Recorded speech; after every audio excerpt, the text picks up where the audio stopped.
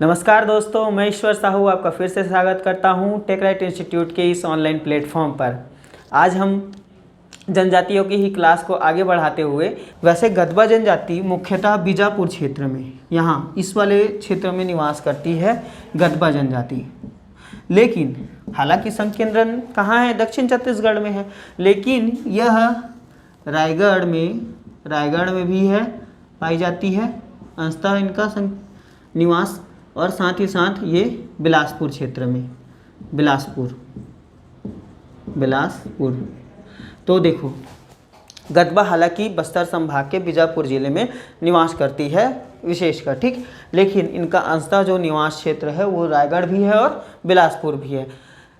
तो इस चीज़ को आपको याद रखना है, ठीक है।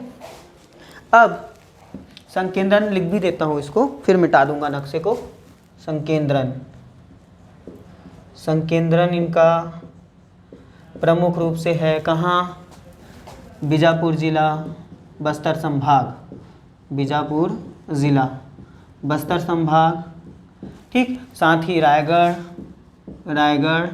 और कहाँ? बिलासपुर में, ठीक है। ओके, ये तो हो गया संकेंद्रण। संकेंद्रण के उपरांत ये जो इनका मुख्य कार्य है, ठीक, वो क्या कार्य है? पालकी उठाने का काम करते हैं। मैं कार्य डायरेक्ट इसलिए बता रहा हूँ क्योंकि इससे संबंधित आपको कुछ बताना है। पालकी उठाने का कार्य करते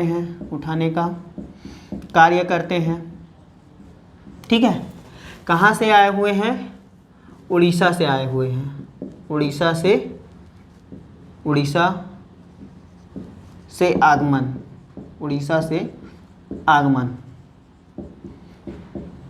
ये जनजाति मूलतः जो है वो किस क्षेत्र की है? उड़ीसा क्षेत्र की है, जो छत्तीसगढ़ में आके निवास की हुई है। पालकी उठाने का कार्य इसलिए करते थे क्योंकि जो काकतीय शासक होते थे, है ना, काकतीय शासक, विशेषकर महिपाल देव के संदर्भ में इनका उल्लेख आता है गदबा जनजाति का, कि उनके जो पालकी उठाने का जो कार्य करते थे, उनसे रिलेटेड जो भी उनका जो भार वो करते थे, पालकी को उठाते थे, वो गदबा जनजाति के ही लोग थे। तो इसीलिए जो है वो गदबा जनजाति का कार्य मैंने पालकी उठाने का कार्य लिखे हैं। वर्तमान में ये अन्य कार्य भी करते हैं, जैसे पशुपालन करेंगे, कृषि करेंगे, मजदूरी करेंगे, है ना, वनोपज संग्रहण से जुड़े हुए हैं। तो ये सारे कार्य ये करते हैं, ठीक। कोई विशेष कार्य नहीं रहता, जैसे अघरिया का विशेष कार्य लोहा निकालने का होता है, लेकिन इनके संबंध में जैसे पालकी उठाने का कार्य आप लिख सकते हो, ठीक है। ये गोदावरी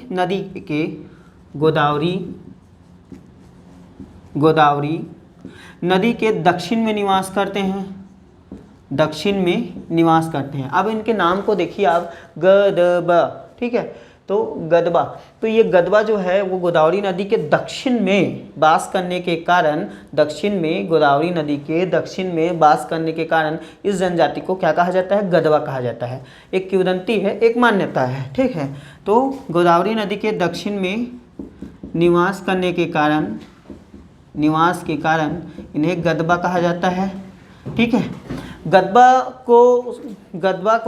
कहने के अलावा उन्हें गुंडन के नाम से भी संबोधित किया जाता है। किस नाम से दोस्तों? गुंडन। तो इनको गुंडन के नाम से भी संबोधित किया जाता है, ठीक है।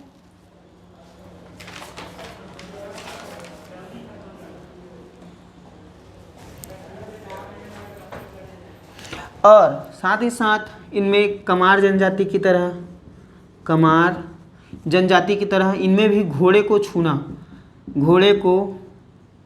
छूना क्या माना जाता है दोस्तों? पाप माना जाता है, ठीक है। इनमें भी कमार जनजाति की तरह घोड़े को छूना पाप माना जाता